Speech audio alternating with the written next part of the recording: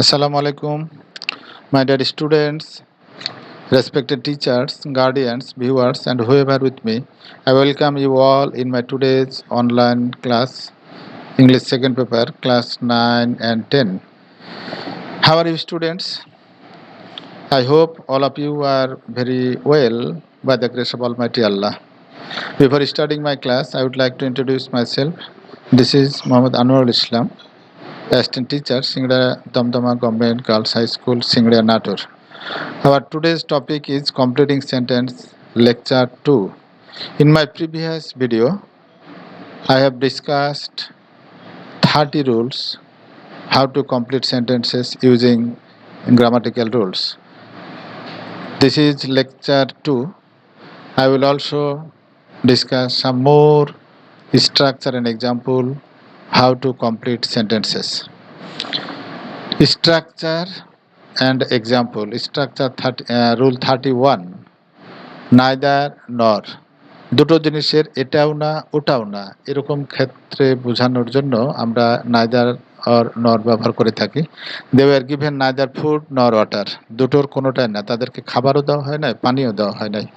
Neither Rimu nor Simu went there. সেখানে রিমুও যায় নাই, সিমুও যায় নাই। She will neither eat nor go to college. সে খাবেও না, কলেজে যাবে না। অর্থাৎ দুটো অ্যাক্টিভিটির দুটোকেই না বোঝাতে আমরা neither nor ব্যবহার করি। Rule 32 the plus comparative degree. যত এবং তত বোঝানোর ক্ষেত্রে আমরা সাধারণত এই স্ট্রাকচার ব্যবহার করে থাকি। Rahim is the cleverer than two boys. সাধারণত কম্পারেটিভ ডিগ্রি পূর্বে আর্টিকেল বসে না, সুপারলেটিভ ডিগ্রি পূর্বে বসে, কিন্তু এই ক্ষেত্রে যখন তুলনা বোঝাবে, তুলনা করার জন্য আমরা কম্পারেটিভ ডিগ্রি পূর্বে দি বসাই এবং দি এর পরে দ্যান বসাতে হয়। The more we have the more we want. যত বেশি আমরা পাই তত বেশি আমরা চাই। The more you sleep the more you become lazy. যত বেশি ঘুমাবে তত তুমি অলস হবা। The more you laugh the less disease you have. যত বেশি তুমি হাসাহাসি করবা তত অসুখ বা রোগ বালামসদ কম হবে তোমার।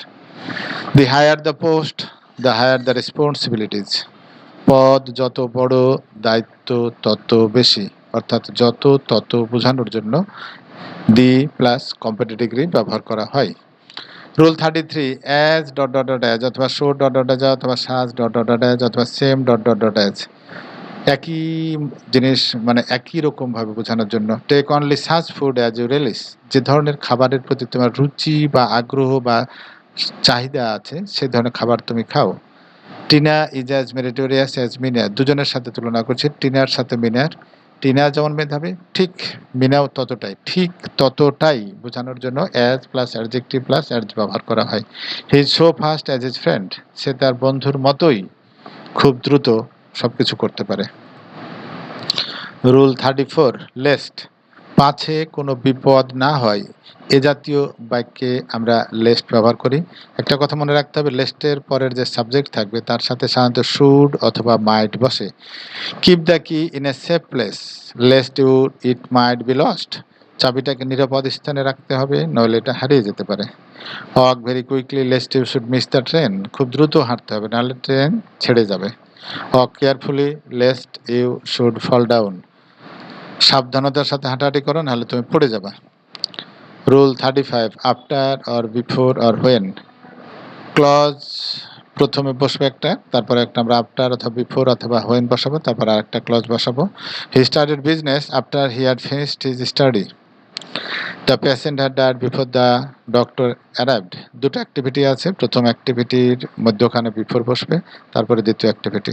কাম to dining table when you have finished your lesson. পড়া শেষ হয়ে গেলে খাবার টেবিলে আসিও।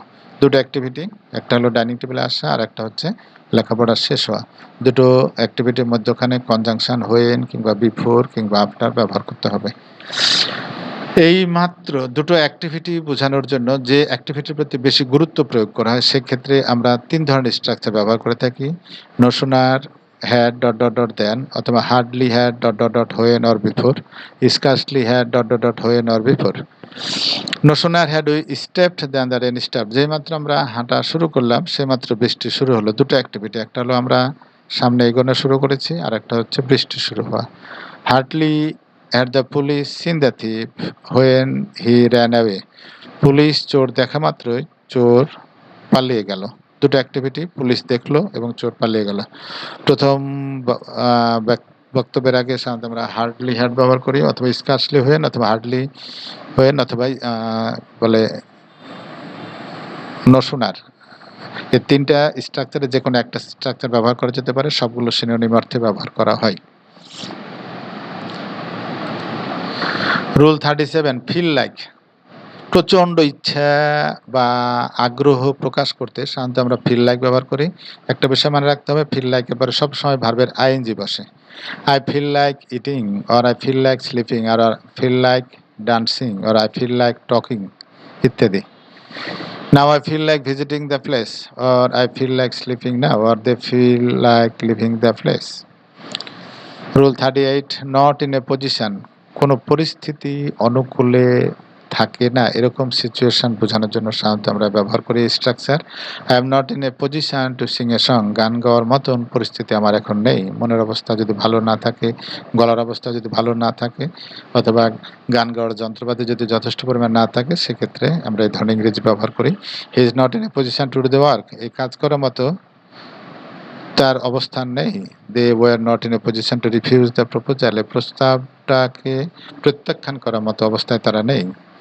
Cannot but or could not but. সাধারণত কোনো কাজ না করে পারি না বা পারলাম না বোঝাতে এই ধরনের স্ট্রাকচার ব্যবহার করি। প্রেজেন্ট টেন্সের ক্ষেত্রে ক্যানট বাট, এবং পাস্ট টেন্সের ক্ষেত্রে কুড নট বাট ব্যবহার হয়।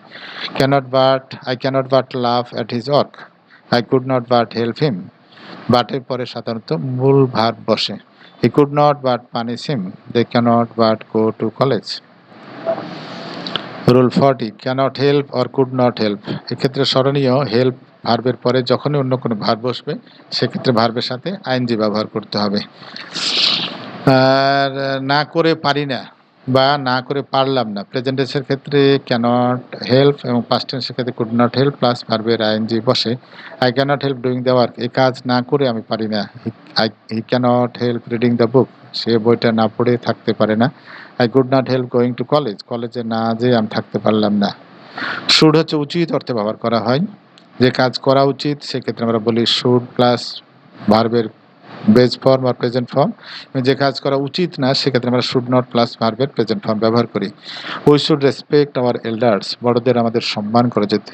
You should not neglect your relations. লেখাপড়ার প্রতি তোমার অবজ্ঞা করা উচিত নয়। We should love our country. দেশকে আমাদের ভালোবাসা উচিত। সাধারণত বে, ব, বেন ইত্যাদি অর্থে ফিউচার টেন্সের ক্ষেত্রে শ্যাল অথবা উইল এবং মূল ভার্বের সাথে এস ব্যবহার করি, মূল ভার্বের বেজ ফর্ম ব্যবহার করি, মূল ভার্ব ব্যবহার করি আমরা কোনো পরিবর্তন ছাড়াই। He will take whatever he likes.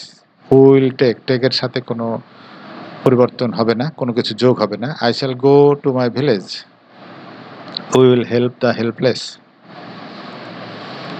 Rule 43, would or use to. সাধারণত অতীতকালের কোনো অভ্যাস বোঝানোর জন্য আমরা উড প্লাস মূল ভার্ব অথবা ইউজ টু প্লাস মূল ভার্ব ব্যবহার করে থাকি। I would play with my friends in my childhood. শৈশবকালে আমি আমার বন্ধুদের সাথে খেলা করতাম। I use to swim in the river in my village. ছোটোকালে আমি গ্রামে যখন ছিলাম তখন আমি নদীতে সাঁতার কাটতাম। The children use to fear two C the giant in the garden. শিশুরা দৈত্যকে বাগানে দেখলে ভয় পেত।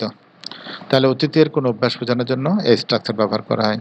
Rule 44, can or could. পারা বা সমর্থ বা যোগ্যতা অর্থে ব্যবহার করা হয়।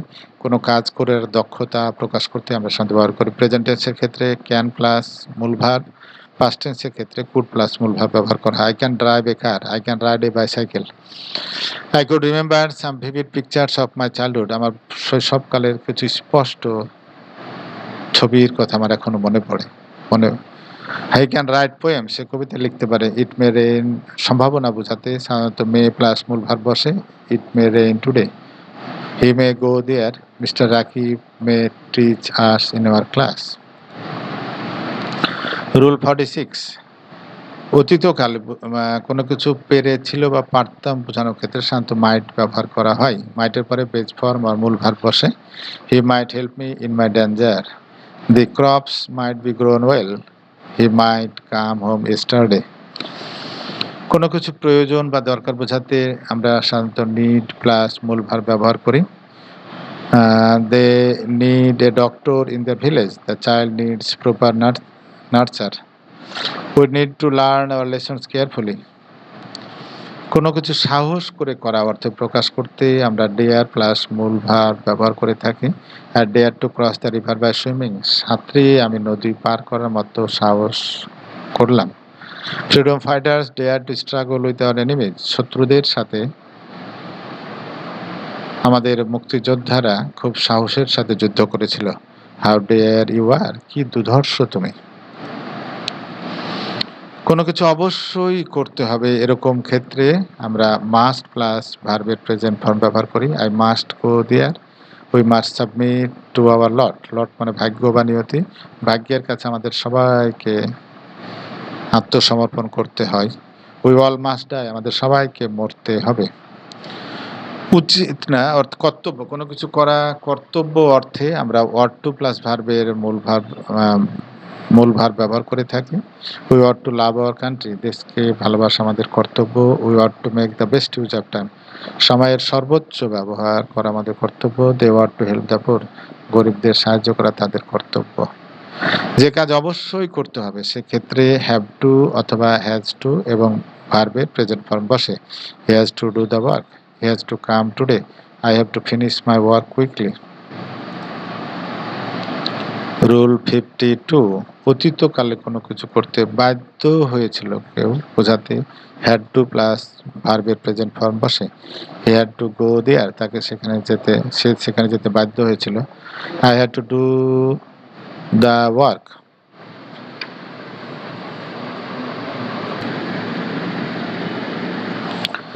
দে had to tolerate much oppression, oppression অর্থ হচ্ছে নির্যাতন, টলারেট মানে সহ্য করা, তাদের অনেক নির্যাতন সহ্য করতে হয়েছিল। অতীতকালে বাধ্য হলে সেক্ষেত্রে আমরা হ্যাড টু প্লাস মূল ভার্ব বসাবো।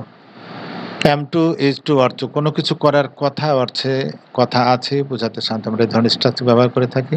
I am to read the book today, আজকে এই বইটা আমার পড়ার কথা আছে। Is to go to school, তার স্কুল যাওয়ার কথা আছে। দে আর টু কাম ব্যাক হোম, তাদের বাড়ি আসার কথা আছে।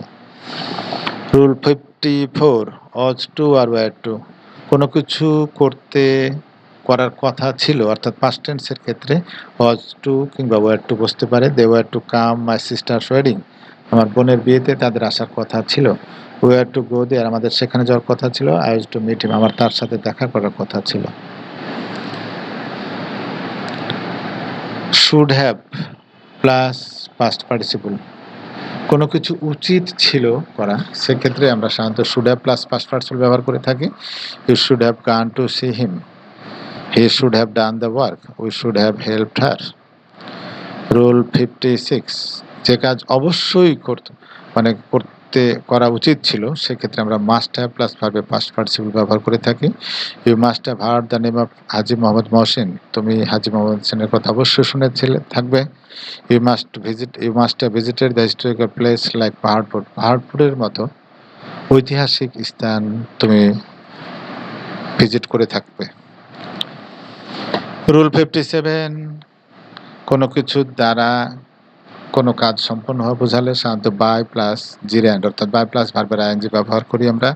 By working hard they could be succeeded, কঠোর পরিশ্রমের দ্বারা তারা উন্নতি করতে সক্ষম হয়েছিল। We can purify water by boiling it, পানি গরম করার মাধ্যমে সেটাকে আমরা পরিচ্ছন্ন করতে পারি বা পানের যোগ্য করতে পারি। A student can make a good result by studying hard, কঠোর পড়াশোনার মাধ্যমে একজন ছাত্র ভালো ফলাফল করতে পারে। কোনো কিছু দ্বারা নয় বা কোনো কিছু ছাড়া সম্ভব না এরকম ক্ষেত্রে সাধারণত উইদাউট প্লাস ভার্বের আইএনজি বসে।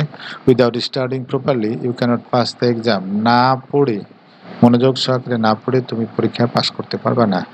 দে cannot operate it without following the instructions, নিয়ম না মেনে তারা এই জিনিস পরিচালনা করতে পারে না।